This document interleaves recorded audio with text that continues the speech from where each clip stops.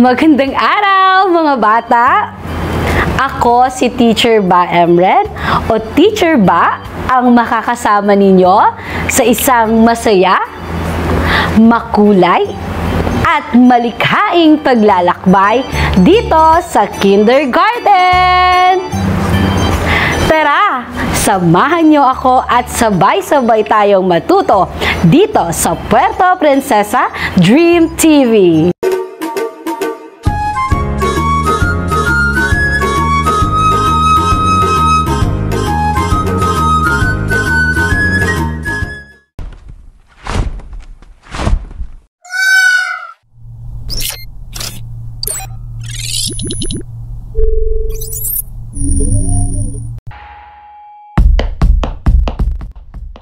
Para sa most essential learning competencies sa araling ito, nakikilala ang sarili na may mensaheng mayroon akong pangalan.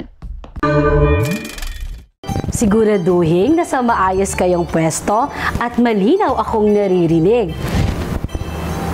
Mukhang handang-handa na kayo, pati ang mga kaibigan kong sina Mona at Monmon ay handang-handa na rin. Halina mga bata at tayo ay mag-ehersisyo!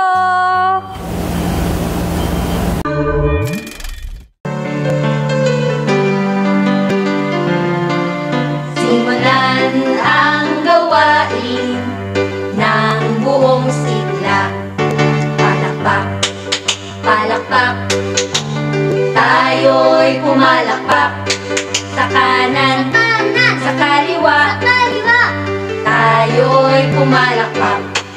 Lakad, lakad, lakad, lakad, tayo'y lumakad sa kanan, sa kaliwa, tayo'y lumakad. Talon, talon, talon, talon, tayo'y tumalon sa kanan, sa kaliwa, tayo'y tumalon. Takbo, takbo, takbo, takbo, tayo'y tumakbo sa kanan, sa kaliwa, tayo'y tumakbo. Tayo'y mag-ehersisyo ng katawan ay sumigla. Tayo'y mag-ehersisyo ng katawan ay sumigla. Monmon at Mona, ano kaya ang pangalan ng mga araw sa isang linggo? Alamin natin.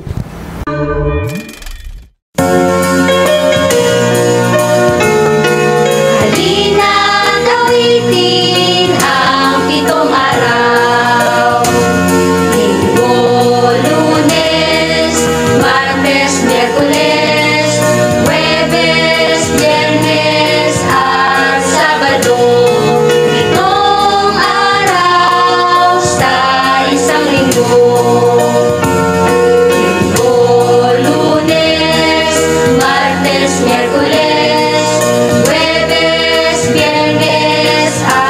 Sabado. 7 araw sa isang linggo. 7 araw sa isang linggo.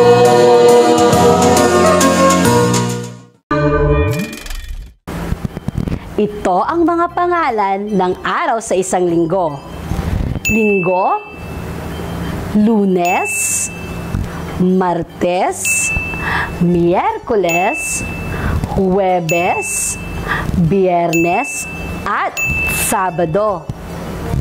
Ngayong araw ay Lunes.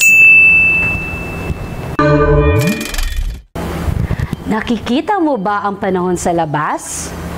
Nakasisilaw ba ang araw? Mainit ba ang panahon? Kung ang sagot mo ay oo, ang panahon natin ay maaraw.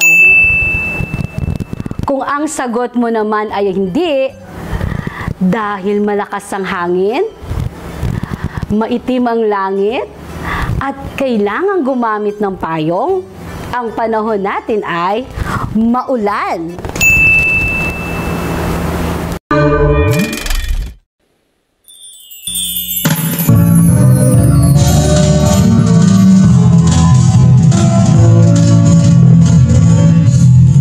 Pagising sa umaga, si araw ang nakikita. Ang init niya'y nagbibigay sa amin ng sigla. Andyan na si ulan, unti-unting pumapatak sa mga halaman, nagbibigay sigla. Pagising sa umaga, si araw ang nakikita. Ang init niya'y nagbibigay sa amin ng sigla.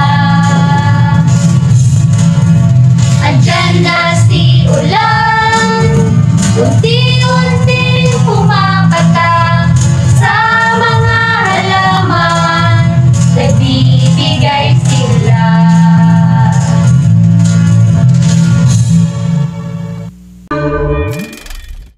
Nasubukan mo na bang magpakilala?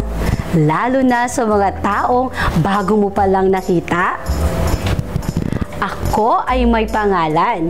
Sina Monmon at Mona ay may mga pangalan din. Lahat ng tao ay mayroong pangalan na ibinigay sa atin ng ating pamilya. Ito ay mahalaga upang madali tayong matatawag o makikilala ng ating kapamilya, kaklase at kaibigan. Ang aking pangalan ay Ba Emren. Ang salitang Ba ay pinaikling salitang baby. Samantalang ang Emren ay kombinasyon ng pangalan ng aking nanay Emma at Rene sa aking tatay. Ba Emren, Ba Emren. Ikaw, saan nagmula ang iyong pangalan? Maaari mo ring tanungin ang iyong mga magulang kung ano o saan nanggaling ang iyong pangalan. Mukhang maganda rin ang ibig sabihin o kahulugan ng iyong pangalan. Sila ang aking mga kapatid. Ang kanilang mga pangalan ay Maricar, Patrick, Ira, Michelle, at Nympha.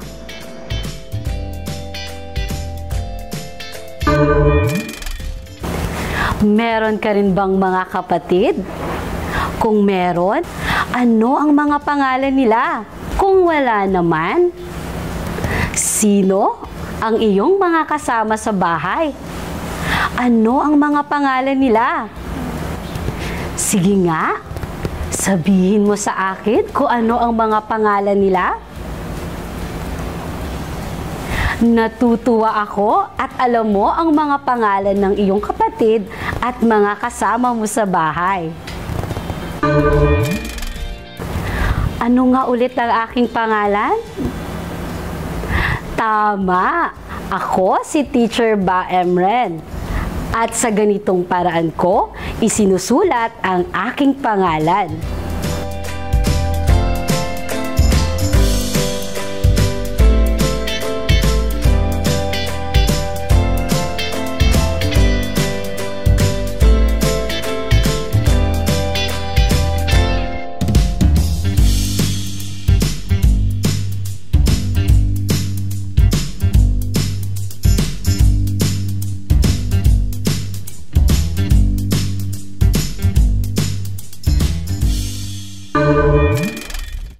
Ikaw, marunong ka bang sumulat ng iyong pangalan?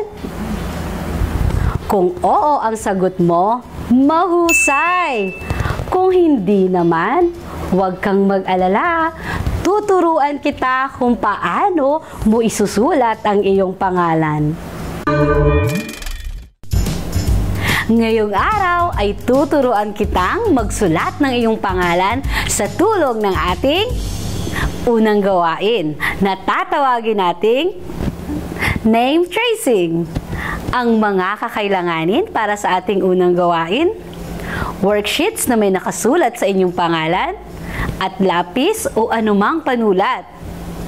Kung handa na ang iyong worksheets at lapis, maaari na tayo magsimula. Ito ang magiging gabay ko upang maisulat ko ang aking pangalan. Magsimula sa unang letra ng iyong pangalan.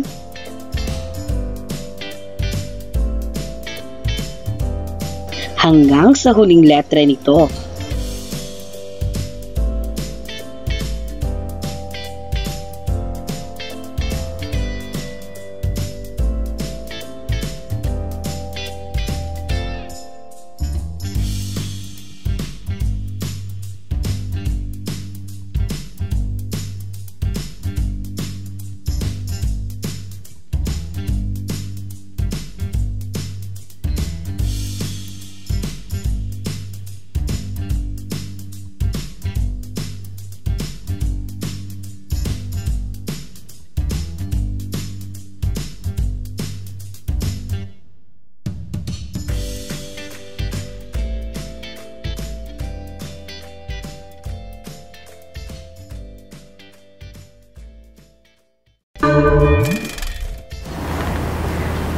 Nabuo ko na ang aking pangalan. Oras na para ikaw naman ang gumawa ng iyong gawain. Narito ang panuto para sa inyong gawain. Bakatin ang inyong pangalan na isinulat ng guro sa kahon 1 at kahon 2. Maaari na ninyong gawin ang ating unang gawain.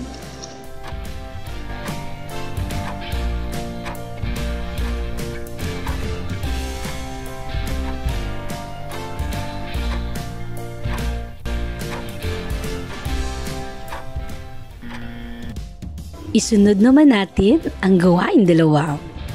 Kopyahin ang iyong pangalan na isinulat ng guro sa kahon 1, katulad ng nasa larawan.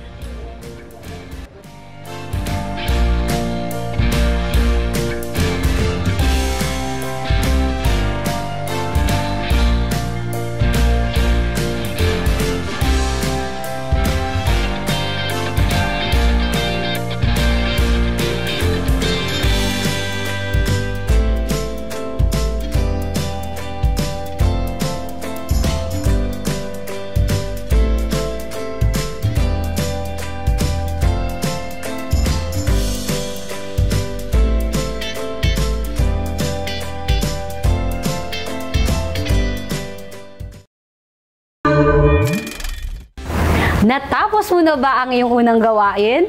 Kung natapos mo ito, binabati kita. Narito ang unang brilyante para sa iyo. Mga bata, natapos na ang ating unang gawain. Maaari na kayong magmerienda. Tandaan ang mga sumusunod.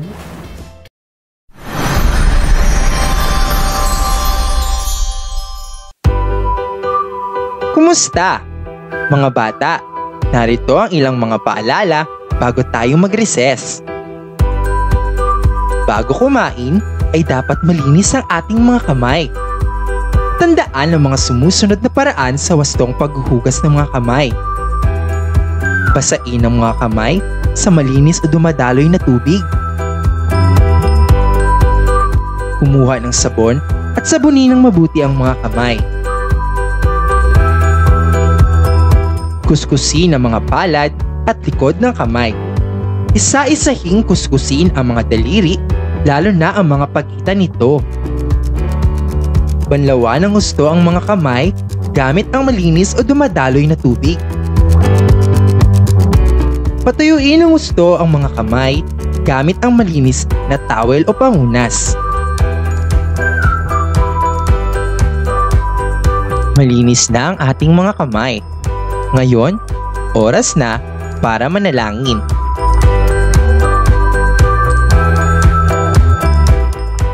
Pagdikitin ang mga palad, iyoko ang mga ulo, ipikit ang mga mata, at sundan ako. Panginoon, Maraming salamat po sa mga biyayang kaloob ninyo. Salamat po sa mga pagkain na nasa aming harapan. Naway makapagbigay ito sa amin ng kalakasan araw-araw at katalinuhan sa aming pag-aaral. Amen. Tandaan ang mga sumusunod na gawain at mga alituntunin. Ligpitin ang mga gamit na pinagkainan. Itapon ang mga basura sa tamang lagayan. Paghiwalayin ang mga basurang nabubulok at hindi nabubulok. Nagawa mo ba? Ngayon naman, upang mapangalagaan ang ating mga ngipin, tayo ay nagsisipilyo pagkatapos kumain. Kumuha ng isang basong tubig. Kunin ang sipilyo at hugasan ito. Lagyan ng sapat na dami ng toothpaste. Sipilyuhin ang pataas at pababa ang mga ngipin sa harap. Sipilyuhin ding mabuti ang pagitan ng mga ngipin at mga sulok ng ating gilagid. Magmumog ng mabuti at tiyaking walang naiwang bula o toothpaste sa inyong bibig. Ugaliing sipilyuhin ang mga ngipin pagkatapos kumain upang maging malinis, malusog at maputi ang ating mga ngipin.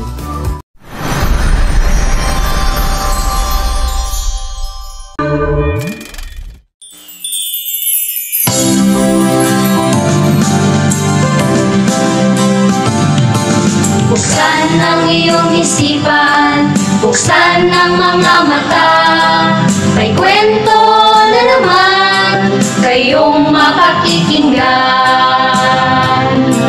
Halina't makinig, mga aral ay damhin.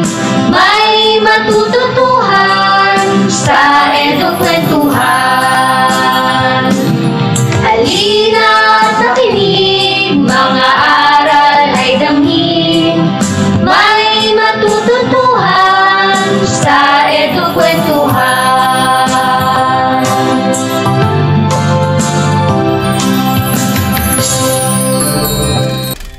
Mga bata, samahan niyo ako sa isang masayang kwentuhan. Mga dapat gawin habang nanonood ng kwento. Makinig ng mabuti at umupo ng maayos. Nakakita o may kakilala ba kayong magkapatid na kambal? Ano ang kanilang mga pangalan? Kilalanin natin ang magkapatid na kambal sa kwentong pinamagatang Magkamukhang Magkaiba.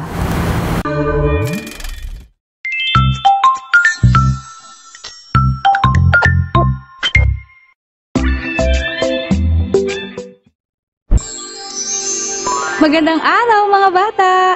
Isang bagong kwento na naman na magmumula sa kaba ng mga kwentong pambata para sa kindergarten ang ating babasahin ngayon. Ako si Teacher Kat mula sa Maranat Elementary School, Division of Puerto Princesa City.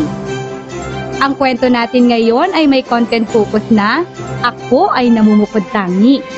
Nahangos sa Aralin Quarter 1, Week 4. Ito ay pinamagatang Magkamukhang Magkaiba. Ito ay isinulat ni May Ann C. Baltero ng Buena Vista Elementary School at iginuhit ni Catherine M. Naingen ng San Carlos Elementary School.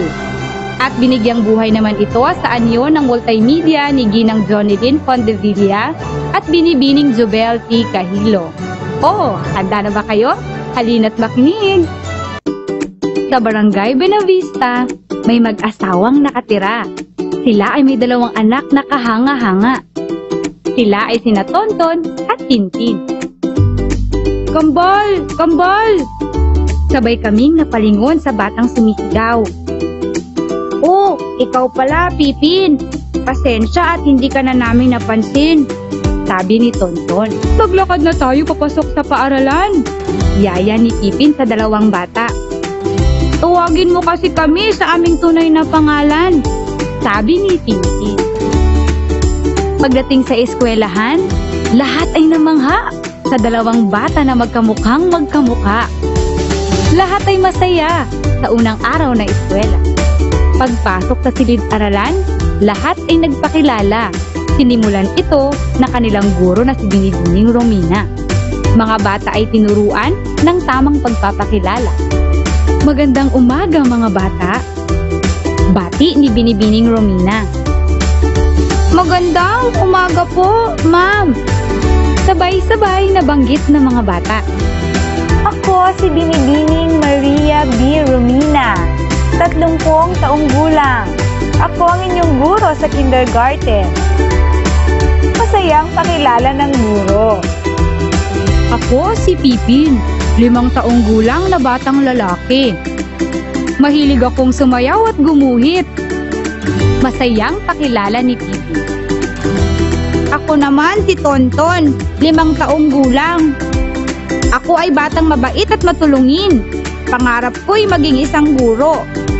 Pakilala ni Tonton.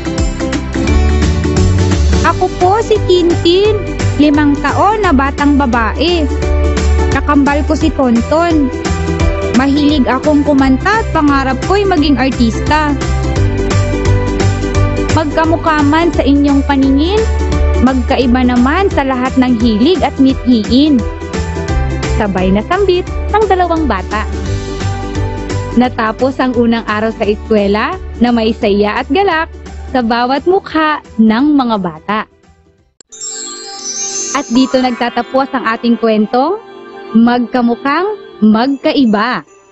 Mga bata, lagi nating tatandaan na bawat isa sa atin ay may natatanging kakayahan at galing. Hanggang sa mga susunod pang mga kwento mula sa mga kwentong pambata para sa kindergarten. Ito si Teacher Cass na nagsasabing hanggang sa muli, paalam! Nakinig ba kayo ng mabuti sa kwento? Kung gayon, ay sasagutan natin ang ilang mga katanungan mula sa ating kwento. Sino ang magkapatid na nagpakilala sa unang araw ng pasukan? Sina Tonton at Tintin ba? O sina Pinpin at Binibining Romina? Kung ang sagot mo ay Tonton at Tintin, mahusay! Ano ang unang ginawa ng mga bata sa loob ng silid-aralan? Umiyak ba? O nagpakilala? Tama! Ang mga bata ay nagpakilala sa unang araw ng pasukan. Para sa huling katanungan, sino o anong pangalan ng kanilang guro? Si Binibining Romina ba? O si Binibining Santos? Magaling! Ang pangalan ng kanilang guro ay si Binibining Romina. Narito ang ikalawang brilyante para sa'yo. Tiyak na matutuwa kayo sa ating ikalawang gawain na tatawagin nating Name Club. Para sa gawaing ito, ay bibigkasin ko ang bawat pangalan at bibilangin natin ang bawat pantig sa pangalan sa pamamagitan ng palakpak. Sabayan niyo akong bilangin ang pantig sa aking pangalan. Ba, Ren. Nabilang niyo ba kung ilan ang pantig sa aking pangalan? Ulitin natin. Ba, Ren. Ilang palakpak mayroon sa aking pangalan? Kung 3 ang sagot mo, mahusay! Subukan naman natin sa pangalan ni Monmon. Mon. Ilan ang palakpak sa pangalan ni Monmon? Kung ang sagot mo ay 2, magaling! Bilangin rin natin ang palakpak sa pangalan ni Mona. Mona. Ilan ang palakpak sa pangalan ni Mona? Kung ang sagot mo ay 2 rin, tama! Naaalala niyo ba si Tonton? Bilangin rin natin kung ilan ang palakpak sa pangalan ni Tonton. Ton. Nabilang niyo ba? Tama! 2 ang palakpak sa pangalan ni Tonton. Narito rin ang kambal niyang si Tintin. Ilan kaya ang palakpak sa pangalan ni Tintin? Tintin. Ilan ang palakpak sa pangalan ni Tintin? Magaling mga bata! 2 ang palakpak sa pangalan ni Tintin. Ano nga ulit ang iyong pangalan? Subukan mo ring bilangin ang palakpak sa iyong pangalan. Ilan ang pantig nito? Ngayon naman ay humanap ng mga bagay na malapit sa iyo. Bilangin mo rin ang palakpak sa mga pangalan nito. Subukan nating bilangin ang mga pangalan sa bawat gamit na ipapakita ko. Unang bilang, manok. Ilan ang palakpak sa salitang manok? 1, 2.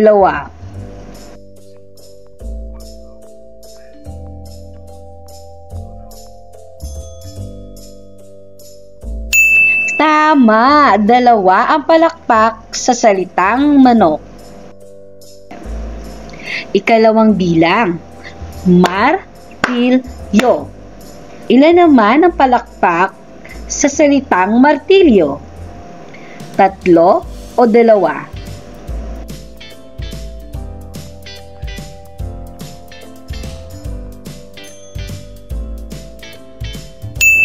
Tama! Mayroong 3 palakpak sa salitang martilyo. Para sa ikatlong bilang, mangga. Ilan ang palakpak sa salitang mangga? 2 o 1?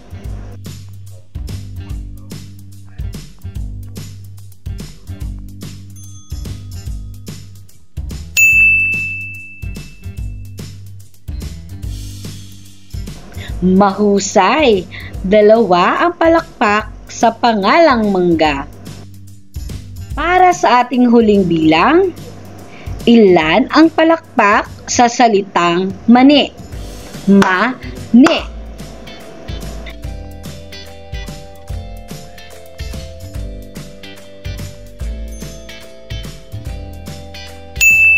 Kung ang sagot mo ay 2, mahusay! Alam kong kayang-kaya nyo rin gawin ang ginawa natin ngayon. Pangalanan nga muli natin ang mga larawan na nabanggit kanina. Sabayan nyo ako, mga bata. Manok, martilyo, mangga, mani. Lahat ng mga larawang ito ay nagsisimula sa titik M na may tunog na Ulitin natin. Kayo nga mga bata. Magaling! Ang pangalan nila Monmon at Mona ay nagsisimula rin sa titik M.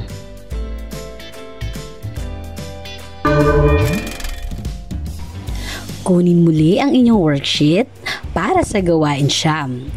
At narito ang panuto. Idikit ang iyong larawan sa hugis bilog. Isulat sa ibaba ang iyong kumpletong pangalan. Katulad ng nasa larawan.